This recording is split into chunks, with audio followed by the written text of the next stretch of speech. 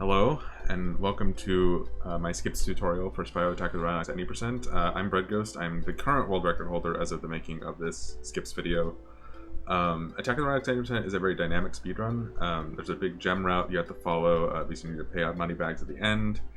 But there are some skips in the run that do save up quite a lot of time, and 3 of them you really need to know to really perform 90% optimally.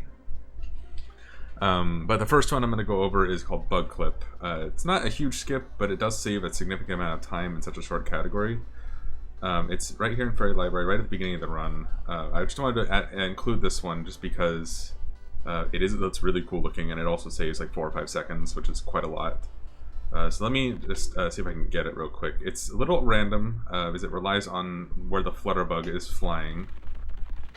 This Flutterbug right here. So right there, see I dropped him there, and that's Bug Clip right there. So you saw I zipped to the top right here. It's not really zipping. The bug just can't drop Spyro out of bounds. So if you put the bug right up against the wall, it shoots him upwards. And if you let go up there, you end up here instead of having to go through this long animation. Right there I could have gotten it again. See, you got zipped up. So that does save a significant amount of time. Like, the easiest way to go about doing this is to use the bug's momentum. So as you can see right here, like the bug was flying downwards. When I hit him with the fire, he got pushed downwards because that's where his momentum is going. So what you want to do is you want to hit him while he's going upright. So I'll wait until he does that. It's a little finicky. Okay, that was as you saw, he bounced off the wall there. You don't want him to do that. You want him to be just far enough away. Right, like right there. That's the kind of position you want. And that's how you do Bug Clip, right there. Yeah, okay, I can't get it again, but yeah, that was Bug Clip. You saw it twice. And I will move on to the next skip momentarily. Alright, so this is the next major skip of the run. This skip is a skip you're going to want to do in 80%. This is probably the hardest part about getting into this category. This is called Banana Savannah Early. Now what Banana Savannah Early is, it is a skip that lets you get to Banana Savannah early. Imagine that. Banana Savannah is a level that is accessed by an ice bridge, but the loading zone is just close enough that you can reach it with a glide hover if you glide from the right spot. The reason this is so important for 80% is that it lets you skip the second Butler fight.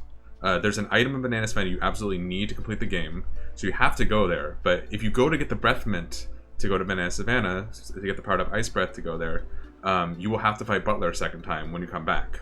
And that's very slow. So by doing this, we skip that second Butler fight and just move on with the run. So what you'll do in the run, you'll come up here, get these vases. There's 3 10s here, you don't want to miss these. And then you'll go this way. To the spot where Banana Savannah Early is at. Now I'm going to slow down right here. In my runs, I don't slow down here. But this is the spot you want to come from. You kind of want to be more to the left. I found the loading zone is a little bit more prominent, more to the left. But in the middle works fine too. If that happens, you just didn't hover in time. If you fail, you can just go this way. I'm just going to try and get it.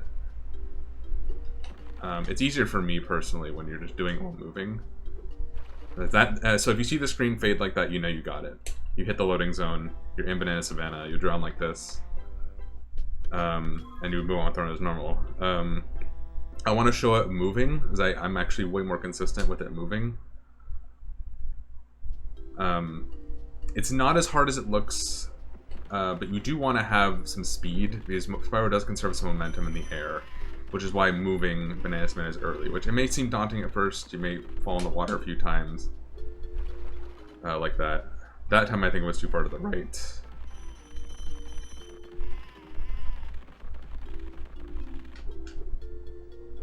There we go. See, that time I had a lot of height and I had a lot of speed. So you really want to, like, charging actually does help. You also are able to skip the sign text box as well that says, like, oh, this is the way to Banana Savannah. So you can skip that by charging and also, like, conserve your momentum in the air. So, like, if I were to do this, it really does conserve your momentum when you're going to the glide. The other thing is pressing A at the height of your jump. That wasn't going to work. I didn't jump from far enough. This is kind of a difficult skip, so. Yeah, see right there, I pressed A at the height of my jump to get the highest glide possible. And then you just have to learn how to time the hover. It's a lot closer than you think. I think it's actually possible to jump over the loading zone. But yeah, that's Banana Savannah early. And definitely a big run killer when you get to a higher level. I'm pretty consistent at it. I don't usually fail it, but it can be very difficult to get into. So that was Banana Savannah early. Let's move on to the next one, which will be Ripto Skip. Alright, we're at the next skip. This is Ripto Skip. This is also an important skip that you probably should learn. It's not very hard. It's actually pretty easy to get the hang of, and it lets you skip an entire boss fight and saves about 30 to 45 seconds, I think. Maybe closer to 45. But it saves quite a bit of time, so you want to learn this. So it's in this cave right here. So you'll enter this cave, and right down there, that's where the boss fight activates. So what we want to do, our aim, is to get around a spinny spike thing. So I don't know if I can get it on screen. I can't get it on screen right now, but... Oh, there it is. That thing. We want to get around that thing. So you can see it right there. It actually doesn't have a hitbox at the top. So what you want to do is you want to glide around this wall right here, and you want to aim to go through the top left side of it. So you want to go on the top left side, and so how we do that is we just you want to go straight right here, and you want to switch to upright, and that lets you just get around it, right, like just like that. You do take damage, so you want to make sure Sparks has health, but that basically just skips the boss fight. You can just leave right there. So I'll show it again. It's actually pretty easy. So you go straight right and switch to upright as soon as you pass that corner right there. So straight right and upright. I failed it.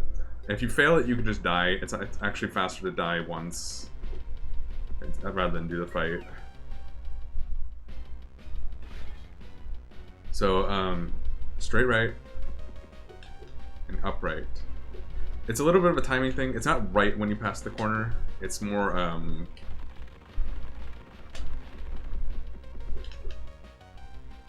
when you see yourself in line with the spike, you kind of want to go switch upright. But it's pretty easy, not too difficult. And now we can go on to the last skip, which is actually right out here. So this last skip, I don't really know what to call it. I just call it hard jump because it used to be very, very difficult for me.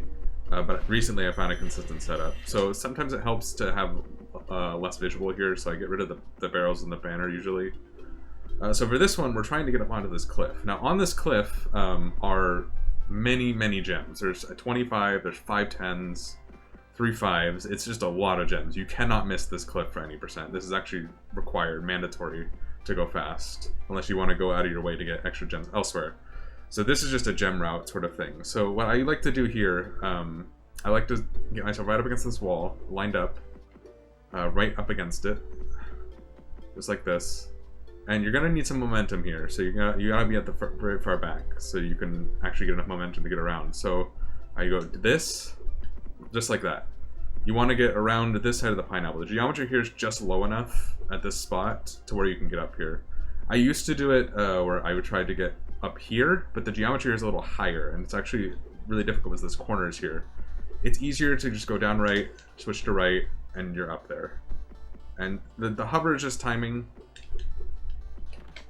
Sometimes you'll fail it a few times. It doesn't lose too much time to fail it, but this is the most consistent way I've found how to do it. You want to end up going to the right here, and you get up here really, really easily. It's honestly not hard to trick at all, even though it's called hard jump. I used to do it from right here and try to get around the edge, but it's just way too difficult. This gets you closer to the cliff. It'll fail sometimes, and then you just miss the timing, but the hover usually is high enough to get you up here. So that is all 4 major skips in this run. The ones that save the most time. Otherwise, like, you would have to go out of your way for gems if you didn't do this. But yeah, that was the skips tutorial for Spyro Rhynocs any percent. I might make a gem route tutorial soon, but the gem route is really easily learned just by watching a high level run, or even like anybody's run who has a gem route. So I would recommend just watching a run for that.